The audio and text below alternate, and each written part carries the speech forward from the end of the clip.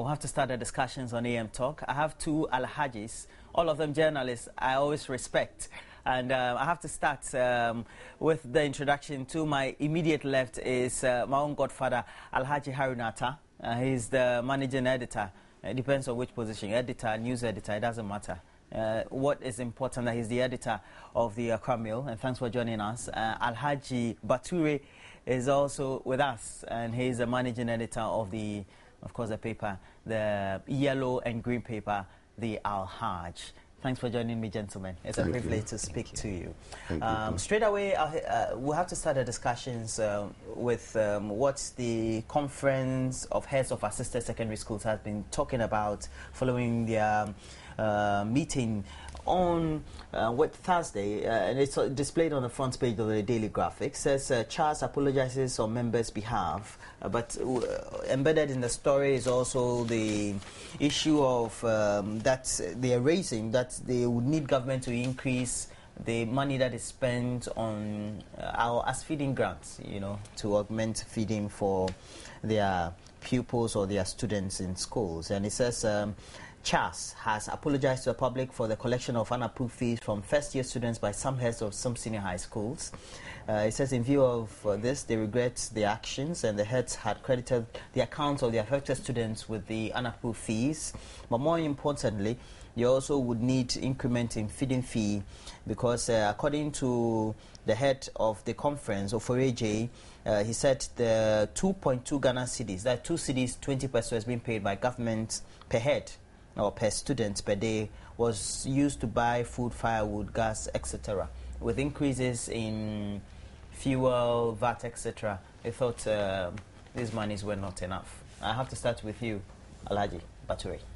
Well, thank you, Roland, and good morning to our viewers and I think listeners too. Yeah. Well, Roland, there is a problem in this country. The problem I see in this country is, and I think the former President Kufuor did capture it appropriately. We know the problems facing us, yet day in, day out, the solutions continue to elude us. Which are? So you wonder whether we are really building a nation. Way back in, I think, 2005 or 2006, the then former President Kufuor made it clear that government is aware that it is pretending to be paying workers, and workers are also pretending to be producing. What does this statement tell you? It means the government is aware of the difficulties. Of the difficulties, and not only the difficulties, of the condition that it creates for corruption to prevail in the country. Because if a government pays you wage that it knows that you cannot survive on, what the government is telling you is that find a way to steal. If you look at this issue about the charts, it is true that they flouted the orders of the GES by overcharging as it was recommended. But do you blame them? Government gives them 2 cedi 20 pesos as feeding grant. Since 2012, there has not been increment in these fees. But meanwhile, we all live in this country. Inflation has jumped from 9% to almost 14%. Utility prices are but Alhaji Bature, is that an excuse? Now, particularly when we know that you're supposed to manage what you're given within a particular order. Now, many of these increments or overcharging that has been undertaken by the heads of those secondary schools, we're being told are in excess of over 300 schools. Now, if these are supposed to be regulated, and we have CHAS that has not done the regulation, whether the economy is in a difficulty or not, is that an excuse? Certainly it will not be an excuse. But then, would you also blame them? How do you expect them to take care of over 1,500, 2,000 students under their care? when the amount of money given them by government to take care of these students are insufficient. I'm not going to sit here to condone crime or illegality, but I'm saying that conditions that have given rise to this kind of illegality, we should tackle it. Government is the one that is managing our fiscal and monetary policies. You have increased wages over this period twice. Utility prices have gone up. Petroleum prices have gone up, which comes with corresponding increases in living condition or living spending. Yet the schools, we just close our eyes and say, please make do with this. Certainly we are encouraging them to engage in illegalities and also corruption. And that is the point I'm making. It's not only in the CHAS. It cut across every fabric of our society. Whether it's disbursement to district assemblies, etc., or even the common fund of the MPs that don't come. Everything, whether it is NHIS, whether it is common fund. I get your point, but Alhaji Haruna, if we would have to take Alhaji Bature's comment into consideration, it still doesn't give the excuse for the headmasters to charge students for fees that are not approved, because we have regulations. We all know, of course, 2.2 Ghana cedis per head a day would not be inadequate. It will not be adequate enough, even if you have to maintain such pupils in your own home. But the point is that we have regulations, and regulations are said to be laws that are expected to be abided by. Yeah, I think I agree with what Alhaji is trying to say, that there are conditions that lead to certain decisions being taken by all of us.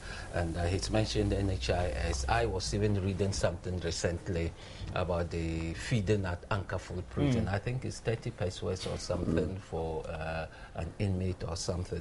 Well, having said that, I think there is an underlying problem, the problem of productivity. You see, though the government is expected to do this and that, the productivity of the economy or the citizens is fairly low. And we are not adding that much, even as a people, to the economy. So the government itself, it's already overstretched, because from the figures I saw in the last budget, education alone is taking quite a chunk of the budget. If I remember vividly, I know education from 2012 had taken about 33% of expenditure. Yes. You see, so already so much is going in there, and so on and so forth, and in other sectors of the economy. So what we have to do, therefore, is to prioritize, really, and encourage, perhaps, private schools, so that the government would not have to be responsible for all schools. Yes, regulations for schools and so on, I agree. But then private tuition should also come in, and the government would then not have to bear so much. Right now we have a lot of private universities, for example, and I'm told some of them are really very good, in fact possibly even better than the state-owned universities. So we should look at even some of these primary and other schools that the private sector can go into, and then relieve the government of the pressure. To be honest, to our economy, I keep saying it on this program, that it's a neo-colonial economy which has a lot of problems, We seem to have multiple track problems to solve, but then we can pick and choose. Certainly 2 cedis, 20 pesos per student is a little too small, but then we should also understand that the economy has certain burdens, and we should help to relieve the burdens.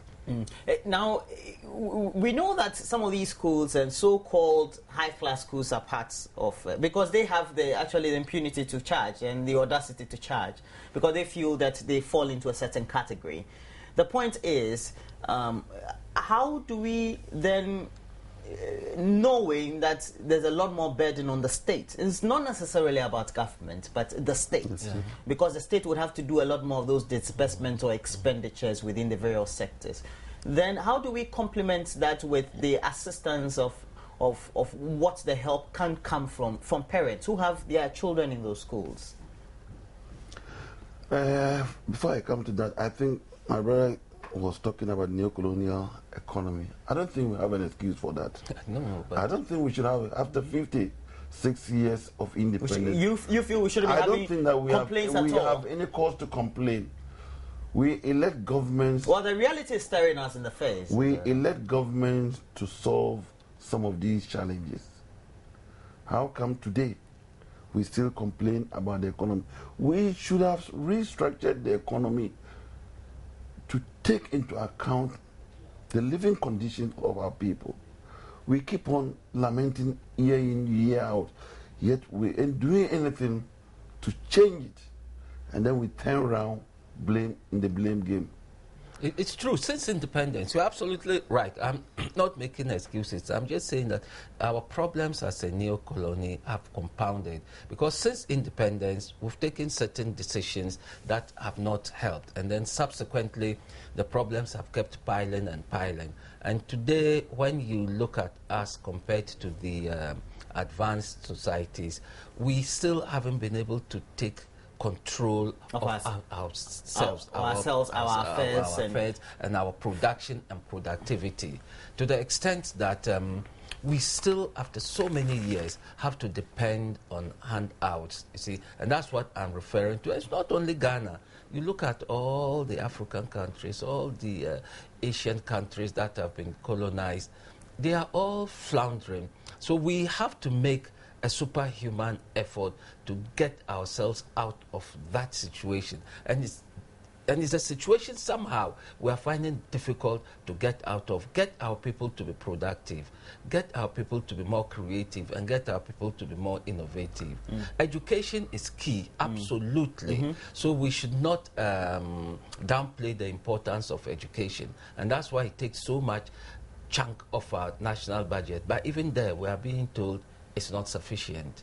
So, I heard you were being told these are public schools. So I asked you the question, and you came in with the issue of that us not having any excuse at all. But the point is that when parents are willing to take their children to certain category of schools, and some of those categories of schools just don't serve meals that are just below the nutritional value of any food that will be served on the table.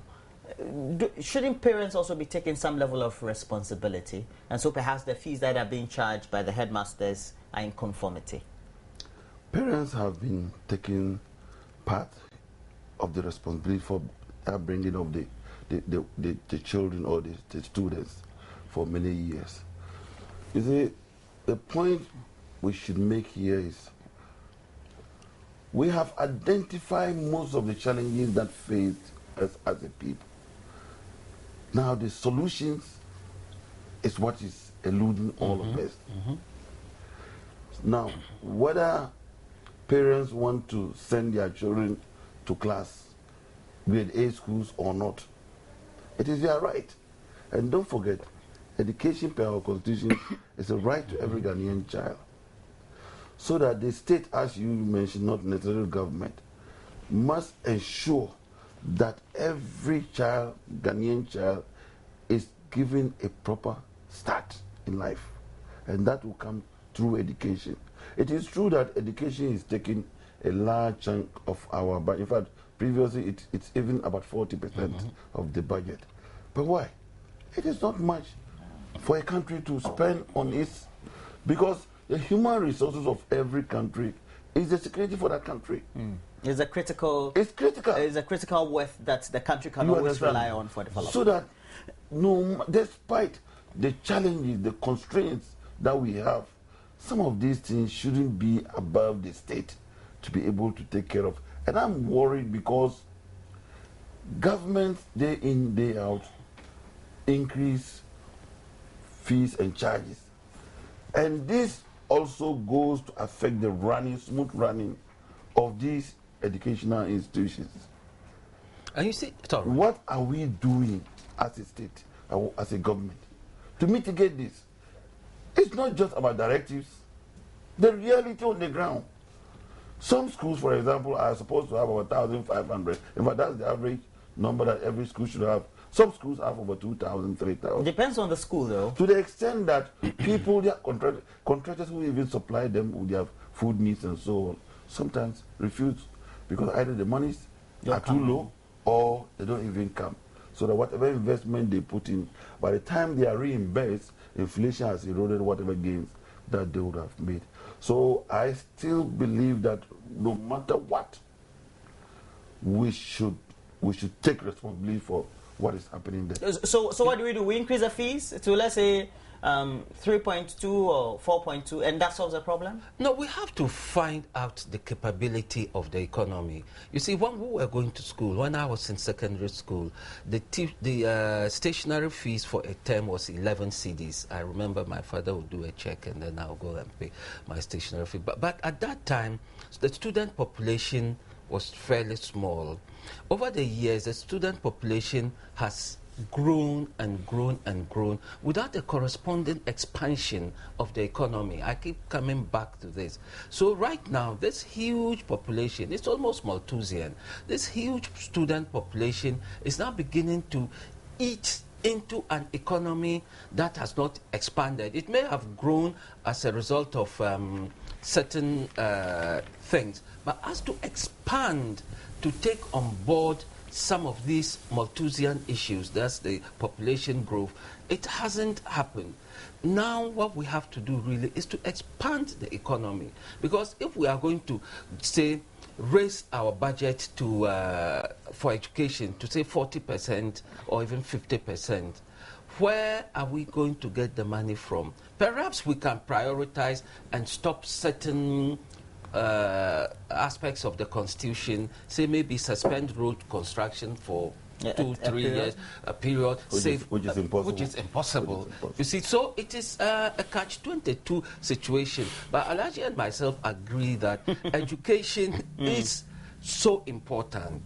And like he said, the Constitution also makes it... And joins. And so the state needs to invest, or government needs to invest. Alhaji Baturi, I would want to ask you a question. I remember in the early days, and in the early days when I started secondary school, my teachers told me about when we had the whole initiative during the Achampo era of Operation Feed Yourself, or whatever it was. The schools grew enough to feed themselves. Well, things have changed then. What other initiatives do we need to take? After all, we have a Ministry of Agriculture, and once substantially this very money per day, per head, per student is spent on food, it means that we just have to think about supply of agricultural input or products into the schools. If we are really building a nation, you recall that during the 2012 election, in the educational debate on education, it was even supposed to be free. We are told that education is supposed to be free. Yes, and because if we're having difficulty now, the fact that that candidate didn't win the election and that candidate wins, was it a fluke? Now, if it was not a fluke, what stopped us from trying to find out from that candidate how he was going to do the education, free education? Well, he stated some categorical fact. How was he going to do it? That he was going to cut public expenditure. If now we are collecting fees and we are still unable to even feed the students, then what happens when it becomes free? And that is what brings to mind the need for us to build a nation rather than this our narrow parochial interest. Knowledge or wisdom does not belong to one person. We should, as a people, as a government. So we need to do some consultations. We are not doing it. Do we have the solutions? That's the fact. Do we have the solution? Ghana has no problem. I can tell you for a fact that we don't have a problem. Most of the challenges facing this country are self-induced and self-inflicted. We don't. Growing up over 50 years now, I have not seen any divine catastrophe that goes beyond us, that we can say this is as a result of a force majeure that is beyond us. Well, we're not in the doldrums. Just to remind you, we don't have it. One of the problems that we have is that I am elected, I have been given the mandate, and I call the shots. We have talented Ghanaians, some of whom have excelled in international organizations in other countries. Why aren't we tapping into their knowledge? I was listening to a debate yesterday about send Ghanaian supporters to Brazil or not to. And I asked myself, gee, should this be an argument? Should this be a debate? Public debate. Should this be a public debate? And I said, I'm going to dare the government to allow me... So you're saying our priorities are wrong? They should allow me the permission to use the name of the president, and I'll raise $10 million to send 1,000 Ghanaians to Brazil. Just the name of the president, and then maybe give me the bank at all. Simple solutions. Okay. Yet... So I asked you the issue about production and how do we feed the secondary school, because substantially they spend a large percentage of whatever grants they are giving on food. Yeah, productivity, as you were saying, the Achampon era in 1973-74, when we even have a bumper harvest to the extent that we were able to export cereal to Angola and so on. It was true, but then when you do things under coercion, under force, it can never stand the test of time. It was a military regime. It was by force. Every Ghanaian must cultivate a backyard garden.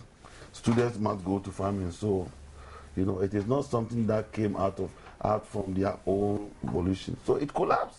Yeah, but it's something that can work. Where we are today, government policies and programs, and when I say government, I'm not talking about this government. The state. Succeeding government. I always want us to use the states, so that then we're very neutral in our arguments. The policies and programs is what is not going to make it possible. Because he was talking about neo-colonial economy, which also includes the neo-colonial mentality. To the extent that today, all of us, we no more have taste for anything Ghanaian. Then we keep on looking for foreign goods, foreign food, foreign items, and then the city continues to depreciate, and life becomes more challenging for it. So you see how we inflict upon ourselves the dangers, and then we turn around and then be blaming others. Let me just add a little point to this Champong era agri thing you're talking about. I was old enough at that time to know what was going on. It was more or less palliative of sorts.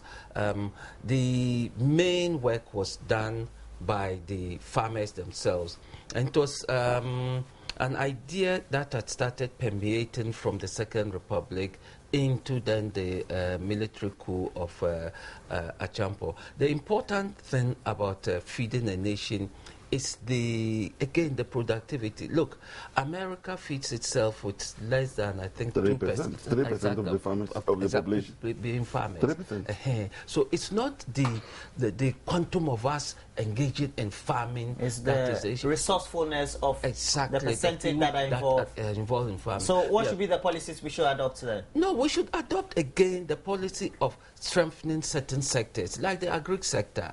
It's very, very important. Don't we have enough supplies for the schools? For the school, for all very of us, logical. not only the schools, for all of us, for the leprosarium at Ankerful and all these places that are complaining. So we should look at some of these areas that are supposed to perform certain functions. They perform them effectively and efficiently, and it trickles down. And by the way, students are supposed, as much as possible, to have time to do their studies. They should not be distracted with certain issues when the next unit is going to come. And that they should go and farm. That would then take their concentration from the studies. So those are things I think we should shelve and then get those sectors supposed to feeding us, those sectors supposed to see to our health, seeing to our health, and so on and so forth. Okay. The Bank of Ghana is to save Ghana City by injecting $20 million into critical areas. And the story on page 3 basically just talks about how the Bank of Ghana says that, well, they plan to roll out more stringent measures to fend off mounting inflation and stabilize the city. And according to the Bank of Ghana Governor, Dr. Wampa, the decline in the value of the currency was not peculiar to Ghana, as it was pervasive in many parts of the world. We do understand that, Dr. Wampa. In an effort to stabilize the city, there was a need to ensure that the country's reserves were not depleted. Is that the solution? You see, Roland, you come back to what we started with. This is a problem that has been with us for only God knows how. Yes, but now, in fact, but now, that's what of you. But now, I think the problem is exacerbating because we have serious issues. We have a lot more people who are into some critical areas like mining, who are foreigners. Whatever they take out, they change into dollars and they send out.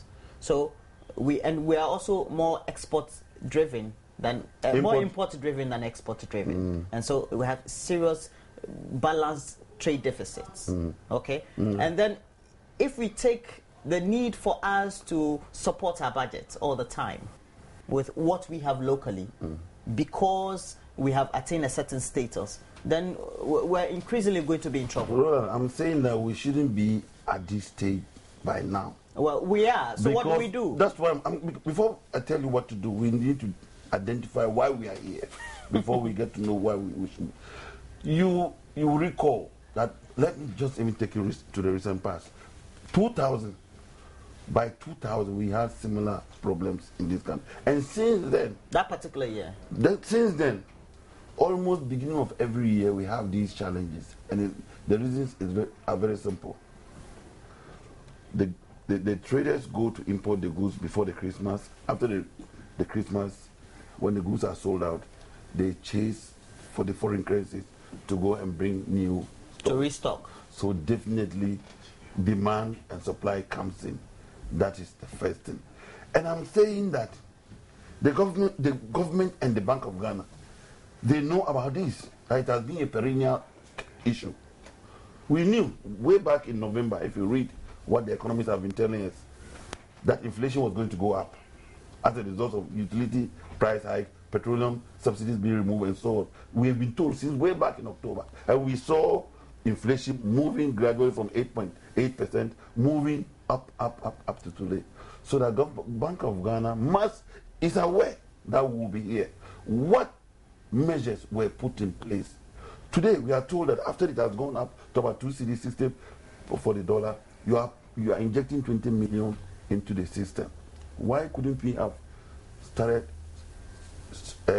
some gradual staggering the 20 million in the first week of January, maybe $5 million you injected the following? Why didn't we do this?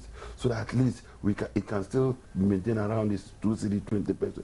Now it has gone up to 260. And you know what it is going to do to this economy? With these stabilization measures that they are putting in place, at best it will come back to around 230, 240. And that is where it will remain throughout the year. It never goes down. Now, I want to believe that the Bank of Ghana is deliberately allowing it to happen. Why? Yes. That's a serious accusation. It is not a serious. Mr. Baturi. It is not. It is not. First of all, if you read that statement, the Bank of Ghana says what? If you read a paragraph there, Dr. Wampa was speaking to the graphic. Quote, read the quotation. Yeah, he said, we are aware. You read. He says that we are aware. It says we are aware of the slight depreciation of the CD, and in addition to the measures, we have just announced new guidelines will be considered at the next. He said we are aware, but then listen to what he said: slight depreciation. Now, and the depreciation is not slight. I want to believe that the Bank of Ghana deliberately allowed this to happen, and I'm saying this because it has been perennial, and they will tell you, the economists, most of the time, they will tell you that sometimes when you have this kind of economy, it is better to allow your currency to depreciate, because when it does that, then it becomes an incentive for export. As we are speaking today, exporters are smiling all the way to the bank. Do you get the point I'm making? It favors exports, because when you go and sell your product, your produce, so you get when you collect the dollar, you get more cedis. Okay, so it encourages exports, but then on the other hand, it affects import, and that is what we are going through. So you ask yourself, how come all over these years, like my brother Haruna was talking about, we knew about some of these things. What have we done to stimulate, to increase productivity, to increase export, and to discourage import? Now this country has become an import-driven economy. Everybody will just complete university education straight to China, to China, Dubai. Is that how to build an economy? Now, we know the trade deficits in Ghana, for Ghana, is something that has always been talked about the last 1.5 decades. And the local manufacturing sector is there. We don't give them incentives. The agricultural sector, whatever funds are available, farmers can't access. And just 2-3 days ago, we've had complaints like that. It means that we're heading to the bank. Yeah, you see, these are very complex issues, economic and political, and leaders have to really bite the bullet somewhere along the line. As we speak right now, Abenomics in Japan is running into trouble precisely because of what we're talking about. Because the Japanese Prime Minister came and took certain measures and it seemed like things were working, the Japanese economy was bounding back. But just as yesterday or the day before, it was on the news that they're beginning to have currency challenges. You see, our CDM is not supported by productivity, I'm afraid. You see, when the oil started flowing, we did think, some of us did think it would support our currency somewhat. But up till now, that sector of the economy that should really give our city the support has not peaked. We're still at the stage of just enjoying a few royalties here and there, but we're not getting the full impact of that industry. If we did, that would have been different. And when you have a liberal economy like we have, where since the deregulation of the foreign exchange market, now there's free for all. The question is, are we to reintroduce exchange controls? I don't know, I'm not an economist, but years ago there were these exchange controls, and the economists later said it wasn't working to the advantage of our economy. And then there was the liberalization, and we saw the springing up of forex bureaus, and we saw the two-tier system at the Bank of Ghana, and so on and so forth. So these have become also a measure of hemorrhaging, as it were, our foreign reserves. Now you don't even have to go to take foreign exchange for business. You can take it purely for pleasure. So as an investment, you just keep it as a habit. Yeah, as a habit. Because you know that's the increment. Yeah. If you do a content analysis of what Alhaji Bature has been saying, I think the answer has always been staring us in the face. We know that we need to strengthen the local economy. We need to strengthen various sectors within the local economy, and particularly we're talking about industry and agriculture, and we have not done that in the last decade. As a result of that, we don't produce enough for other people in other countries. The question is, we are rather in need, and so take from other countries, but the question for which we have to spend a lot more. Do we take advantage of what I know exists in, say, the Ghana investment promotion code? There are a lot of things that are available to us as citizens, well, within the industries, within agriculture, and so on and so forth. But are we also, as people, taking advantage of all those things? We have a beautiful, investment code for both foreigners and for Ghanaians, and so on. How far are we also taking advantage of it? I was talking to a musician recently. He said the government endowed the sector with, is it $2 million or whatever? But then the musicians, they are now even questioning what their leaders have done or are doing with that endowment. So at the end of the day, it's perhaps all of us who... So you're saying the opportunities are there? Yeah, there are opportunities. But then the various state actors are not playing the critical role. Yeah. They are not taking advantage of it. Yeah. But it is true, Alhaji Bature, that, well, if we have strengthening of the critical sectors, at least then we will reduce the burden that is always on the Ghana cedi because of the excessive demand for the foreign currencies that we have, and particularly the US dollar. Roland, I think that we have a policy failure in this country. And when I said it, I don't refer to this particular government. Since way back in 1970s, when you go to North, right from what Palugu through Nasia, Diari, Savulgu, left and right when you're driving by the road, you see rice. Those were the days. Those were the days. To the extent we had a mill called Nasia. We've deliberately round down these laudable projects because we want to encourage import. And when we import, what we end up doing is we kill a local industry. We are creating jobs for other people in other countries and then exporting the scarce foreign exchange. Managing a country or an economy is no more rocket science.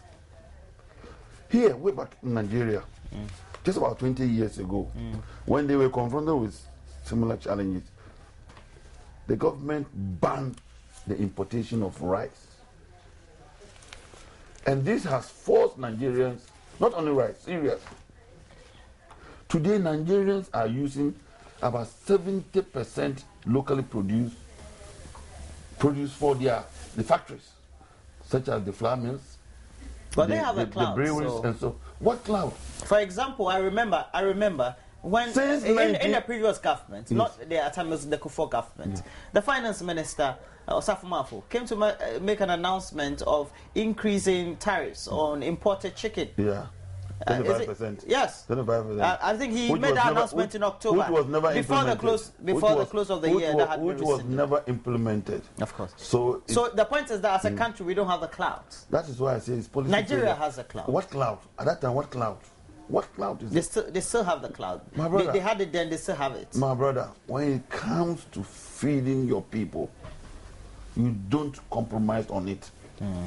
And that is why I'm telling you that we deliberately round down these projects simply because it is more lucrative, more profitable to import. Alhaji Batura has a point, and here I won't mention a name, but a former World Bank representative in this country. I had a chat with him some years ago at the then Labadi Beach Hotel, or the La Palm, and I was complaining about the rice imports. And his argument was that if Ghana is not, how did he put it?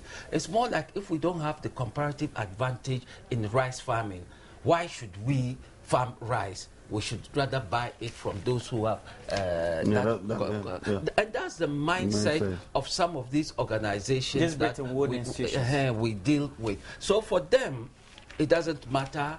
Once Thailand is producing rice cheaper than us, we should go to Thailand and buy the rice. Why should we produce rice that is more expensive? You see, so these are some of the issues I raised about, like a neo-colonial economy and the pressures that are still on the us. geopolitical pressures. Because I was shocked that ahead of a serious institution like the will World not Bank say, look, you guys go on.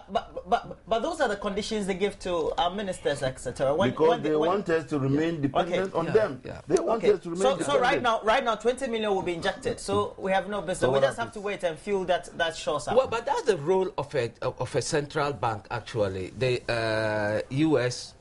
they do it.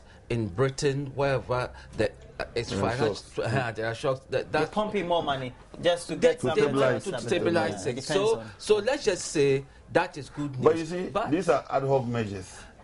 So in the long term, we have to rely on the long term is that we need to ensure that we craft policies that will reward exportable goods and then discourage the importation. Until we do that, until we do that, we are not helping anybody. Everybody now wants to go and import. Okay, now we are all chasing the dollar. We have to change the subjects now. The New Patriotic Party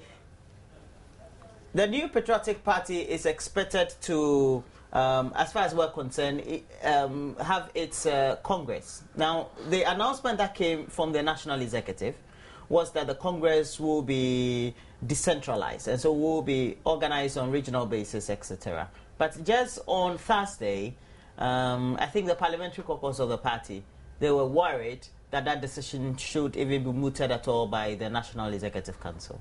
At the end of the day, the agitations from Thursday has been that this should not be accepted.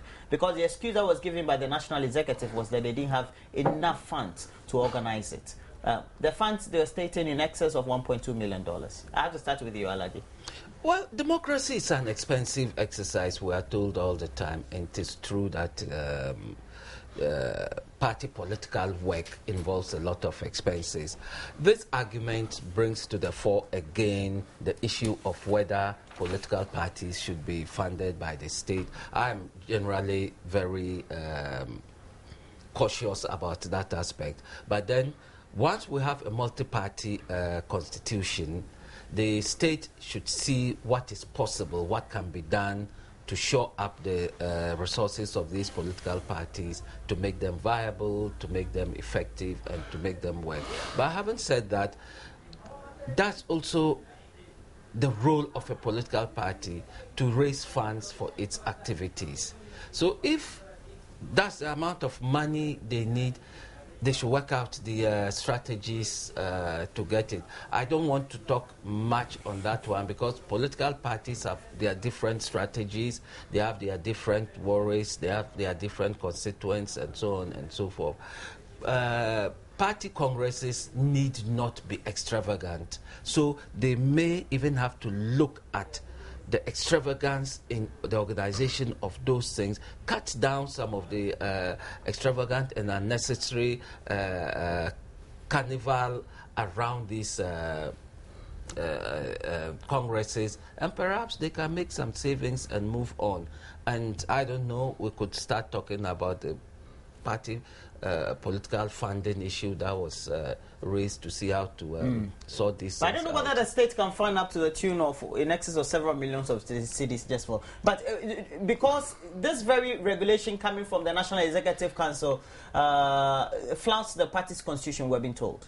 I don't even subscribe to the state funding political parties. I have been against it. I just brought it up. And it is no wonder the kind of leadership that our politicians provide us.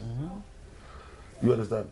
There's no wonder if you see the kind of leadership that we get from our MPP party is a mass organization.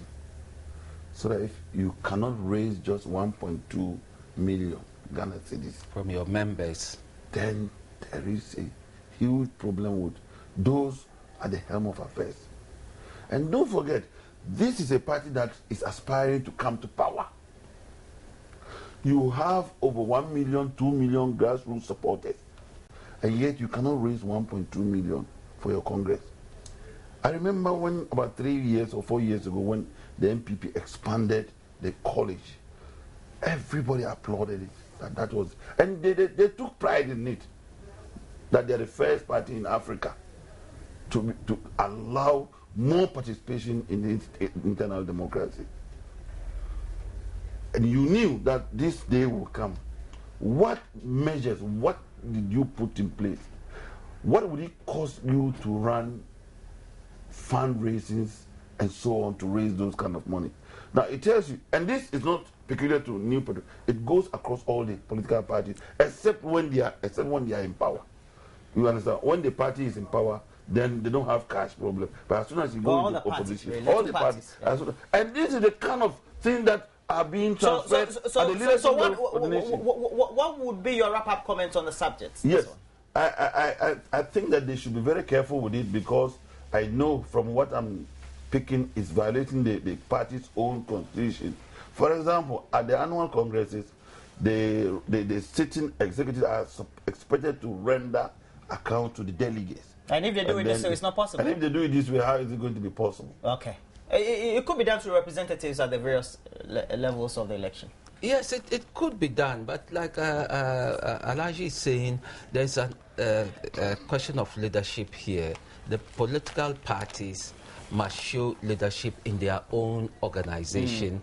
That can only come when the leaders are less pugnacious, so to say, and then concentrate on building these things, raising funds over a period, not just waiting till when there is a Congress, then you start talking of money. You know, in the advanced democracies, the parties are run mainly on dues from members of the party, contributions and donations that are made public.